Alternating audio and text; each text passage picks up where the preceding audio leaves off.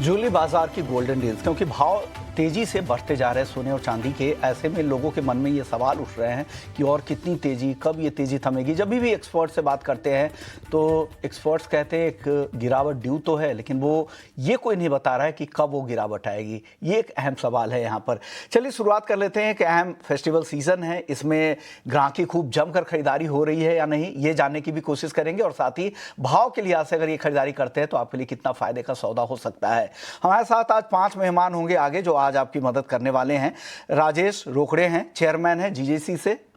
नितिन केडिया हैं, सेक्रेटरी हैं एआईजेजीएफ से। और साथ ही हमारे साथ 2 एक्सपर्ट भी हैं। भूपेश शर्मा हैं, टेक्निकल एनालिस्ट हैं, जो सोने चांदी पर आपको पोजिशनली और लॉन्ग टर्म के हिसाब से भी बताएंगे। और रवि देवरा हैं, फंड मैनेजर हैं कुंवरजी ग्रुप से। और आगे हमने ग्राउंड पर जाकर आशीष पेठे जी से भी बातचीत की थी।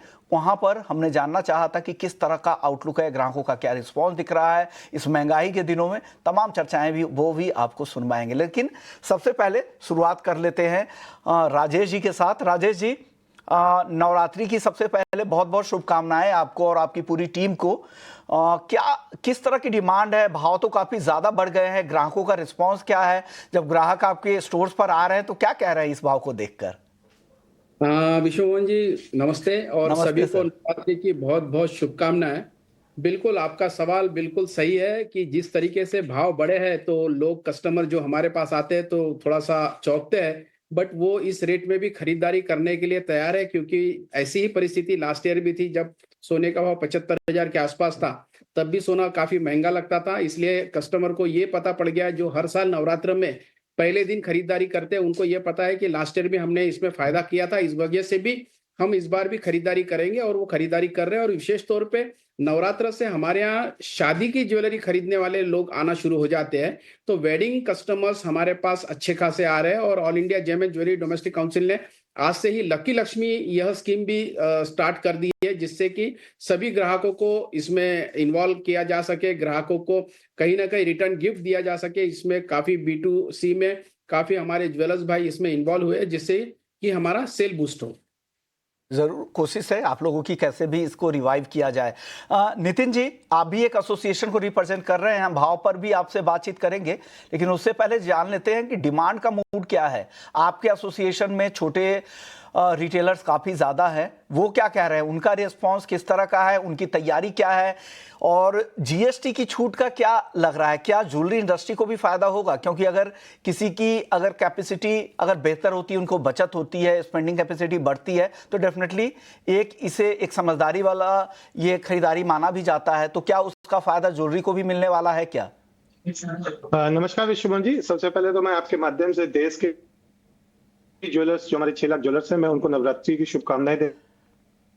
और इसी के साथ मैं आपको बता दूं, जहां तक छोटे ज्वेलर्स की सेल्स की बात है, तो इस बार सेल्स को बढ़ाने के लिए हमने काफी सारी चीजें करी हुई हैं। सबसे पहले तो जो छोटे बाजार हैं वो 20 या 25 दुकानों के बीच में एक कैरेटोमीटर को लगा रहे हैं, ताकि जब वो बड़े शोरूम में जाते हैं, ग्राहक जो बड़े शोरूम में जाते हैं, वहां पे उनको इस तरह का प्रलोभन दिया जाता है कि लाइए हम आपको जो है वो आपका कैरेटोमीटर से चेक करके बता दें, और वहां पे वो एक विश्वास बना के उनको गलत मेकिंग चार्ज देते हैं। यहाँ पे वो 10% या 15% मेकिंग चार्ज लगाना चाहिए, वहां पे वो ग्राहकों से ठगी करके 30 से 40% का मेकिंग चार्ज लगाते हैं, जो कि छोटे ज्वेलर्स के यहाँ पे संभव नहीं है।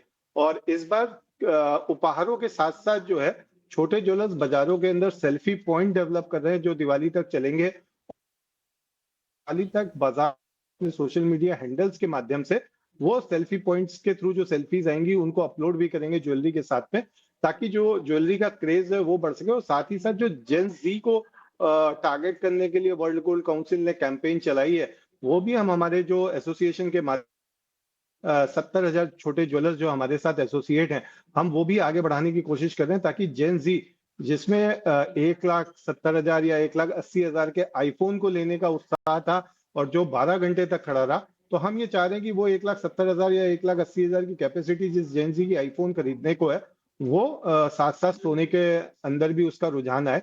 और इसके साथ में विश्वनाथ जी, मैं आपको एक बात और बताना चाहूंगा कि जहां तक डिमांड की बात है, वो डिमांड हम देख रहे हैं, क्योंकि जो इंपोर्ट का प्राइस है, जो बुलियन की भाषा में बोला जाता है पैरिटी, वो पैरिटी जो है वो बनी हुई है, यानी इंपोर्ट प्राइस के ऊपर सोना और चांदी दोनों इस समय देश में बिक। ओके, तो ये लेकिन बता एक रहा है कि देश का जो जी जी कंप्लीट कीजिए, फिर मैं राजेश जी के पास जाऊंगा सर। देश का जो निवेशक है उसका रुझान जो है वो सोने में बना हुआ है। राजेश जी, जो नितिन जी कह रहे हैं कि मेकिंग चार्ज को लेकर ये एक अहम मसला है, क्योंकि एक तो बजट आपके दाम की वजह से भी काफी ज्यादा है, ऐसे में मेकिंग चार्ज, जो बड़े ज्वेलर हैं उनके मेकिंग चार्ज काफी ज्यादा होते हैं, इस पर आप क्या कहेंगे?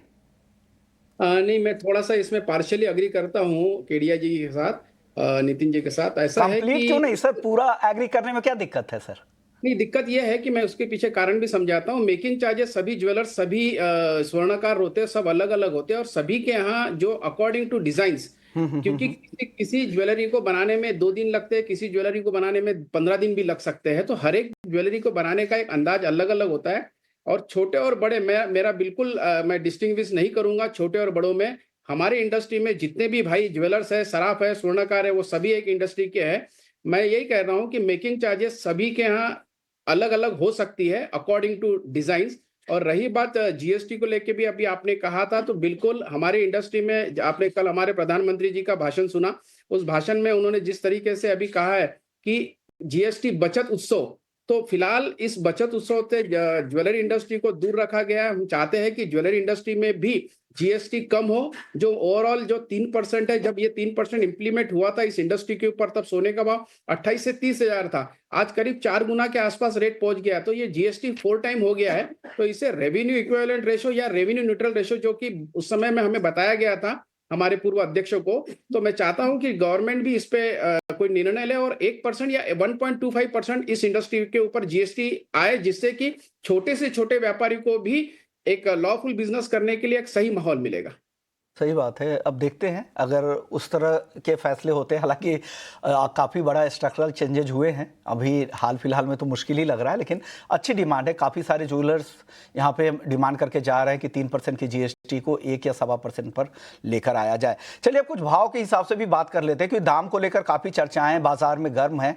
एक तबका है, उनको लग रहा है कि बड़ी गिरावट ड्यू है, और ये राजेश जी जैसे आप शुरुआत से ही कह रहे हैं कि एक लंबे समय से लोग कह रहे हैं कि अब गिरेगा अब गिरेगा, लेकिन कोई टाइम लाइन नहीं बता रहा है। अब क्या लग रहा है इस मार्केट को, क्या कैसे देखना चाहिए? रवि जी आप बताइए, कैसे आप रीड कर रहे हैं? गोल्ड की बात करिएगा, फिर चांदी पे आएंगे सर आपके पास बाद में। जब से गोल्ड में आई थिंक प्राइजेस में जिस हिसाब से डिमांड बनी है, and जब तक ये डॉलर कन्वर्जन खत्म नहीं होता तब तक मुझे लग रहा है कि वो कोई बड़ी गिरावट की उम्मीद ना करें। पर्टिकुलर अभी जो डॉलर असेट का जो कन्वर्जन गोल्ड में है, वो सबसे बड़ा फैक्टर पॉजिटिव बना हुआ है। और लगातार ब्रिक्स नेशन हो या अदर इमर्जिंग कंट्रीज हो, जिसके ऊपर टैरिफ एंड ट्रेड का जहाँ पे पॉसिबिलिटीज है या जहाँ से यूएस के टाइटनिंग की पॉसिबिलिटीज है, वो शायद सारे सेंट्रल बैंक से वो अपना जो डॉलर एसेट है उसको धीरे धीरे कन्वर्ट गोल्ड में कर रहे हैं। और आगे बात भी चल रही है कि शायद ब्रिक्स का कॉमन करेंसी गोल्ड होगा। तो अगर ऐसा कुछ होता है तो आई थिंक ये भी प्राइसेस है वो एक्सपेंसिव नहीं है, बट इतना ज्यादा रनअप के बाद मुझे लग रहा है कि अभी थोड़ी साइन ऑफ स्टेबिलिटी है। ये सप्ताह, अगले सप्ताह, 2 सप्ताह में डेटा भी काफी है, जॉब मार्केट, यूएस के इन्फ्लेशन। तो आई थिंक मुझे लग रहा है कि हायर लेवल पे थोड़ा कंसोलिडेट होगा।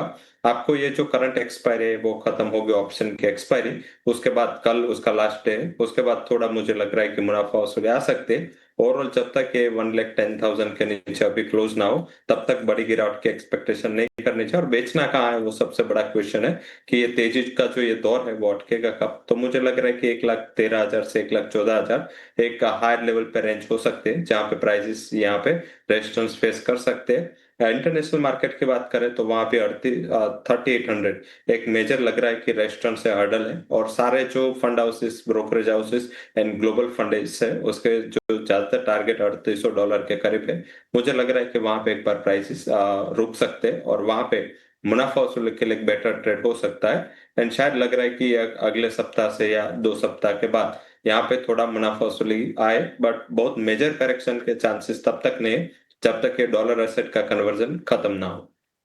तो मेजर करेक्शन इनको अभी भी नहीं दिख रहा है। 1,13,000, 1,14,000 इन स्तरों के आसपास रेजिस्टेंस दिख रहा है, जहां पर मुनाफा वसूली आ सकती है, और वो 1 हफ्ते के बाद भी शुरू होने की संभावना रवि जी को लग रही है। आप बता दीजिए गोल्ड पर आपकी राय क्या है, भूपेश जी?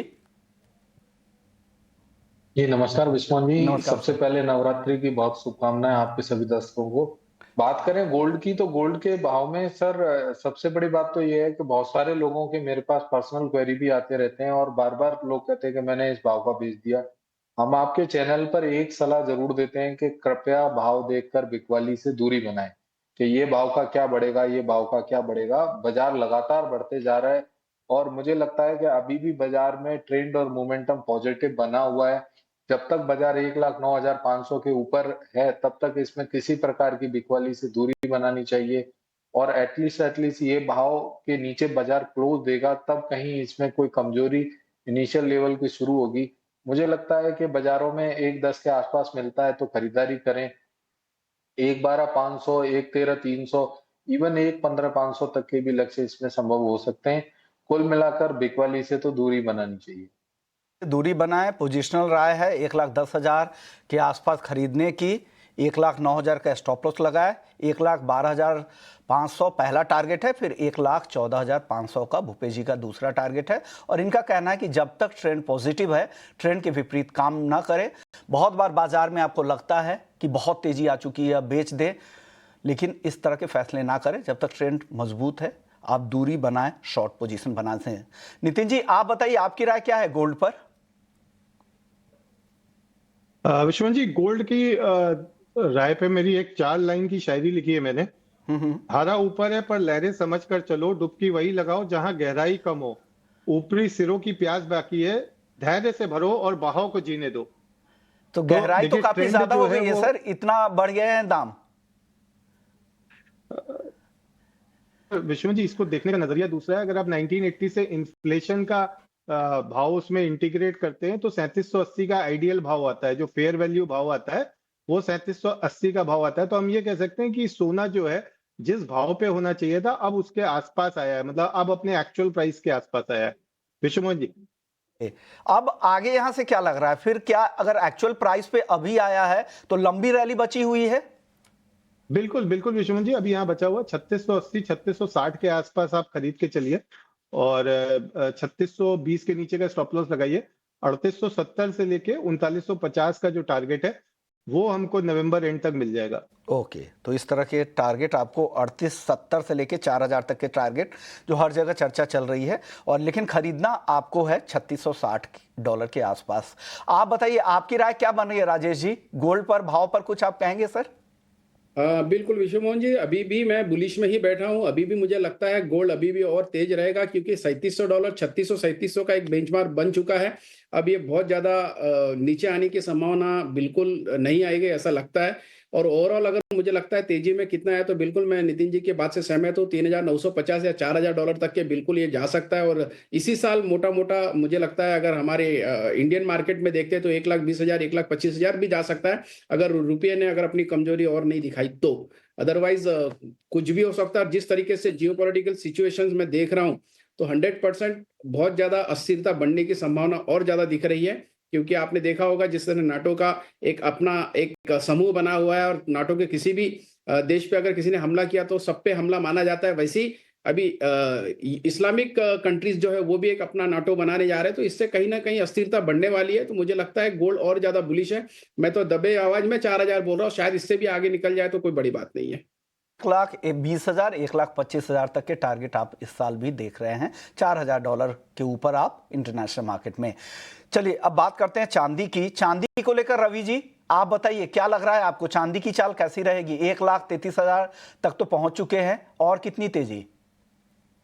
जैसे silver is now new gold. I think यहाँ पे लग रहा है कि बेसिकली जो तेजी है वो जारी रहेगी। यहाँ पे कोई भी गुंजाइश नहीं है। गोल्ड में क्या होता है कि मन सप्लाई कहीं से भी आ जाते हैं, इधर सेंट्रल बैंकर, इधर पुराना जो सोना जिसके पास पड़ा है, तो वो सप्लाई मार्केट में आ जाते हैं। बट सिल्वर में क्योंकि चाइना है वो अपने प्रोडक्शन को काफी रिस्ट्रिक्ट कर रहा है, मेटल का प्रोडक्शन लगातार कट कर रहा है, या मेटल के प्रोडक्शन को उसने कैप भी बना दिया है और नई कैपेसिटी एक्सपेंशन पे रोक लगा दी है। तो सिल्वर तो मेटल का बाई प्रोडक्ट है, तो यहाँ पे ज्यादा प्रोडक्शन होना मुश्किल है। लगातार 4 से 5 साल से ये डेफिसिट में चल रहे कमोडिटी, और पहले ऐसे कमोडिटी है वो कंसिस्टेंसी यहाँ पे 4 to 5 years का एक डेफिसिट फेस किया है। साथ में जो सारे asset class including gold, equity, सब एसेट क्लास, क्रिप्टो है, सारे एसेट क्लास अपने ऑल टाइम हाई के ऊपर 20-30% चल रहे हैं। हालांकि सिल्वर का अभी ऑल टाइम हाई आना भी बाकी है। ये दो कमोडिटी ऐसे जहाँ पे क्रूड एंड सिल्वर जो अपने ऑल टाइम हाई से काफी दूर है। एंड पर्टिकुलर सिल्वर तो आई थिंक जो फंडामेंटल्स है according to that I think $49 का ऑल टाइम हाई अभी टेस्ट करना बाकी है। तो मुझे लग रहा है कि यहाँ पे एक तेजी जारी रह सकती है। लेवल्स पे से बात करें तो मुझे लग रहा है कि यहाँ पे एक बाइंग सेट पोजीशन बनानी चाहिए। और लेवल स्पेसिफिक अगर टारगेट एंड स्टॉप लॉस की बात करें तो यहाँ पे अगर 1,31,400-500 मिलता है बाय करें, स्टॉप लॉस लगा सकते हो 1,29,800 का, और 1,34,000 1,35,000 तक टारगेट आते हुए दिख सकते हैं। और ओवरऑल मुझे लग रहा है कि जो टारगेट है यहाँ पे 1,49,900 150 के अप्रोक्स टारगेट यहाँ पे यही साल अचीव हो सकता है। 1,50,000 के टारगेट इसी साल अचीव हो सकते हैं। ये यहाँ पे क्रक्स और ये जो लाइन है ये जानना ज्यादा जरूरी है जो रवि जी की तरफ से आ रही है। आप बताइए भूपेश जी, चांदी पर रहा है। जी, चांदी का बाजार मुझे गोल्ड की तुलना में ज्यादा बुलिश लगता है और मेरा भी मानना ये रहेगा कि तकरीबन चांदी अगर इंटरनेशनल भाव की बात करी जाए तो $51 के आसपास एक बार ट्रेड होनी चाहिए। तो करंट भाव से अगर कहें तो तकरीबन 30 से 32 हजार का एक राइस चांदी में और देखने को मिल सकता है। तो जो भाव अभी एक 32 के आसपास ट्रेड कर रहे हैं, मुझे लगता है कि ये भाव यहाँ से एक 55 एक 60 के आसपास बहुत आसानी से आ सकते हैं। तो कुल मिलाकर इसमें खरीदारी करनी चाहिए।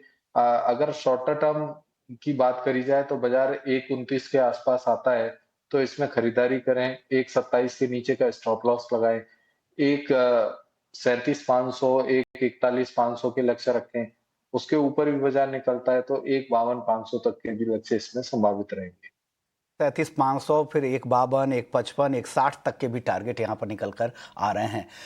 केडिया जी, आपने पिछली बार मुझे याद है कि 15 अगस्त तक आपने कहा था 1,25,000, हालांकि 15 दिन बाद वो उस टारगेट तक चांदी पहुंची थी। आज भी कुछ चांदी पे धमाकेदार रिपोर्ट है क्या आपके पास? आपने जब शुरू किया तब से आपकी एक ही शिकायत रही है कि सब कह रहे हैं करेक्शन आएगा, लेकिन कब करेक्शन आएगा ये कोई नहीं बता रहा है। करेक्ट जी जी। तो देखिए, नवरात्रे चालू हो गए, पौड़ी पौड़ी चढ़ता जा, जय माता दी कहता जा। हमने एक स्ट्रैटेजी बनाई है जिसमें अभी करंट के भाव 1,33,000 से 1,25,000 तक हमें हर 1,000 रुपए नीचे 5 किलो बाय करना है। यानी 1,33, 1,32, 1,31, इस तरह से आपको 1,25,000 तक 5 किलो चांदी बाय करनी है। आपका एवरेज बैठेगा 1,29,000 का। स्टॉप लॉस लेके चल रहे हैं हम 1,20,000 का, और जो टारगेट लेके चल रहे हैं वो 1,55,000 का चल रहा है। और ये 1,55,000 का टारगेट अगले 90 दिन का चल रहा है। मतलब 2025 खत्म होने से पहले पहले हमको चांदी 1,55,000 दिख जाएगी। तो ये स्ट्रैटेजी अगर मैं 5 किलो के कॉन्ट्रैक्ट में ट्रेड कर रहा हूं तो मेरे को जो मैक्सिमम मार्जिन और मार्क टू मार्केट निकाल के आज के हिसाब से जो पैसा लगेगा वो लगभग 12 लाख रुपए मुझे लगाना पड़ेगा। मैक्सिमम लॉस इस स्ट्रैटेजी में 4 लाख का हो सकता है और मैक्सिमम प्रॉफिट जो है वो 11,70,000 का है। तो बड़ा क्लियर है। सिल्वर डाउन साइड में अगर 1,25,000 आता है, क्योंकि देखिए आरएसआई जो है वो वापस डेली चार्ट पे 70s के ऊपर है। तो आरएसआई अगर यहाँ पे हल्का सा करेक्शन देती है तो प्राइसेस के अंदर जो है लगभग 6 से 7% का करेक्शन कभी भी आ सकता है। तो 1,25,000 तक आप लैडर स्ट्रैटेजी का यूज करते हुए बाय करिए। 120 का स्टॉप लॉस रखिए। 90 डेज 1,55,000 प्रॉफिट लॉक करिए 11,70,000 का, और ईटी नाउ के स्टूडियो में लड्डू भेज दीजिए। विश्वमोहन जी, बिल्कुल, इसीलिए हमने इसका नाम दिया है कि चांदी का सुपर टारगेट। कि सुपर टारगेट आप दे रहे हो और बिल्कुल टाइमलाइन के साथ कि 90 दिनों में 1,55,000 रुपए। ये वर्ड नोट कर लीजिएगा नितिन जी, क्योंकि सोशल मीडिया पे काफी ज्यादा लोग ट्रोल करेंगे, मुझे भी और आपको भी, इसलिए ये टारगेट बताना बार बार जरूरी है। लेकिन 1,20,000 का इन्होंने एसएल दिया है, ये भी ध्यान रखिएगा अगर आप ट्रेडिंग में हैं। अदरवाइज स्टैगर्ड मैनर में हर गिरावट पे चांदी धीरे धीरे आप खरीद सकते हैं। राजेश जी, छोटा जवाब चांदी पर आपकी तरफ से भी चाहिए। कि चांदी को फिलहाल ये कहा जाता है कि it is a new gold, वैसे ये youngest child of the industry ये भी कहा जाता है। और सिल्वर जो अभी ओवरऑल मुझे दिख रहा है ये काफी सोने से ज्यादा बुलिश दिखने की संभावना लग रही है। जिस तरीके से गोल्ड बढ़ा है उतना चांदी नहीं बढ़ी है, लेकिन चांदी में संभावना इसलिए भी ज्यादा है क्योंकि अभी तक के उसने अपना रिकॉर्ड नहीं तोड़ा। जो $50 का रिकॉर्ड है इंटरनेशनली वो अभी टूटा नहीं है, वो 43 तक के हम पहुंचे। और मुझे लगता है नया हाई इसी साल मुझे दिखने को आ जाएगा, ऐसा मुझे लगने लग गया है। और मोटा मोटा चांदी अभी जो 132 के आसपास ट्रेड कर रही है, मोटा मोटा मुझे लगता है दिवाली या दिवाली के बाद 150 से 160 के बीच में ट्रेड करेगी, ऐसा मुझे अनुमान है। 1,50,000 से 1,60,000 दिवाली के बाद तक आप भी टारगेट दे रहे हैं ना। जितने भी एक्सपर्ट्स हैं वो सारे 1,50,000 के ऊपर के ही टारगेट दे रहे हैं इस साल के। ये एक अहम बात है। और चांदी में अभी भी लग रहा है ये बड़ी तेजी यहाँ से बची हुई है। शुक्रिया आप चारों मेहमानों का, आप लोगों ने वक्त निकाला, हमारे दर्शकों को गाइड किया, शॉपिंग से लेकर भाव तक तमाम चर्चाएं आप लोगों ने की। चलिए वक्त है ब्रेक का। ब्रेक के बाद जब लौटेंगे तो हमारे साथ आशीष पेठे साहब होंगे, उनसे खास बातचीत हमने की है ज्वेलरी मार्केट को लेकर, भाव को लेकर तमाम चर्चाएं आपको सुनवाएंगे। ब्रेक के बाद जल्द लौटते हैं। नवरात्र की शुरुआत हो चुकी है, दूसरी तरफ जीएसटी की कटौती से ग्राहकों के पैसे भी अब बचने वाले हैं। ऐसे में क्या कुछ चल रहा है ज्वेलरी मार्केट में, यही जानने की हम कोशिश करते हैं। हमारे साथ वामन हरी पेठे के पार्टनर आशीष पेठे जी है। बहुत बहुत शुक्रिया सर। सबसे पहले नवरात्रि की बहुत बहुत शुभकामनाएं आपको। Thank you. आपको और सभी दर्शकों को भी नवरात्रि की हार्दिक हार्दिक शुभकामनाएं। सर सोना एक के बाद एक नया हाई बनाता जा रहा है, क्या लग रहा है उसके बाद किस तरह का ग्राहकों का मूड क्या है, क्या उनका रिएक्शन है जब ग्राहक आ रहे हैं स्टोर्स पे? तो क्या था, जब 1995 से लेके 1 लाख रुपया जब सोना हो गया था तो लोग थोड़े डर गए थे और 2-3 महीना उन्होंने वेट एंड वॉच का अप्रोच लिया था। लेकिन जब धीरे धीरे उन्होंने अगस्त के महीने में खरीदारी धीरे धीरे शुरू हो गई थी, सावन महीना शुरू हो गया था। लेकिन जो अभी लास्ट में जो वापस एक उछाल मारा है 1 लाख से 1,10,000 तक, उसके बाद थोड़े लोग सहम गए थे। लेकिन उन्होंने मन में ये ठान लिया है कि सोना अभी रुकने वाला नहीं है और भागने वाला है। तो उन्होंने जो पोस्टपोन किया हुआ था वो भी खरीदारी कर रहे हैं और आगे आने वाला खरीदारी भी प्रीपोन कर रहे हैं, क्योंकि उनको मालूम है कि अगर मैं रुकूंगा तो 1-2 महीने में और 10,000 बढ़ सकता है। सो जो रुके हुए थे वो भी आ रहे हैं और जो आगे खरीदारी करने वाले थे वो भी अभी कर रहे हैं। सर नवरात्रि को लेकर कुछ तैयारी है, कुछ ऑफर्स वगैरह ग्राहकों के लिए आप लोग लेकर आए, क्योंकि ऑनलाइन ऑफलाइन इस तरह के ऑफर्स चल रहे हैं पूरे ही मार्केट में। हालांकि जीएसटी का डायरेक्ट बेनिफिट आप लोग को नहीं मिला है, लेकिन इनडायरेक्टली काफ़ी कुछ फ़ायदा मिलने वाला है। नहीं, दशहरा से लेके दिवाली तक सभी ज्वेलर्स कोई ना कोई स्कीम लेके आते हैं। वैसे हमने भी स्कीम लाया है कि 50,000 के ऊपर जो भी खरीदारी करेंगे उसके ऊपर एक सोने का सिक्का मिलेगा छोटा। और नया कलेक्शन हम लॉन्च करते हैं। तो इस साल हमने 2 नए कलेक्शन लॉन्च किए हैं। एक तो नाविन्य साज करके है और नाविन्य नवरत्न। ये दोनों कलेक्शन हमने फेस्टिवल सीजन के लाए हैं और उनको लोगों के प्रति उनके प्रति लोगों में उत्साह है और वो खरीदारी भी कर रहे हैं। सर किस कैरेटेज में ज़्यादा यहाँ पे डिमांड है? 22 कैरेट तो हमेशा से पॉपुलर रहा है, क्या आप लोगों ने भी 18 कैरेट या बाकी लोअर कैरेटेजेस की तरफ भी आप लोग भी गए हैं? एक समझना पड़ेगा कि जिस स्पीड से सोना बढ़ा है 2-2.5 सालों में लगभग डबल के ऊपर गया है, तो उसमें 18 कैरेट का रुझान आना स्वाभाविक है। लेकिन नेचुरली कोई भी ट्रेंड आने को उसको टाइम लगता है। उसमें पूरा मैन्युफैक्चरिंग सेटअप चेंज करना पड़ता है, डिज़ाइनर्स कारीगर को उसमें एडजस्ट होना पड़ता है और सबसे इम्पोर्टेंट कस्टमर को एडजस्ट होना पड़ता है। तो कस्टमर धीरे धीरे पूछ रहे हैं कि 18 कैरेट है क्या, लेकिन धीरे धीरे जैसे उसका प्रोडक्ट में इनोवेशन बढ़ेगा, नया वैरायटी आएगा, तब से धीरे धीरे 18 कैरेट का सेल भी बढ़ेगा। लेकिन आज ये 18 कैरेट का सिर्फ इनिशियल ट्रेंड है, आगे चल के उसको 2-4 साल लगेंगे, जबकि 18 कैरेट भी मेन स्ट्रीम में आ जाएगा।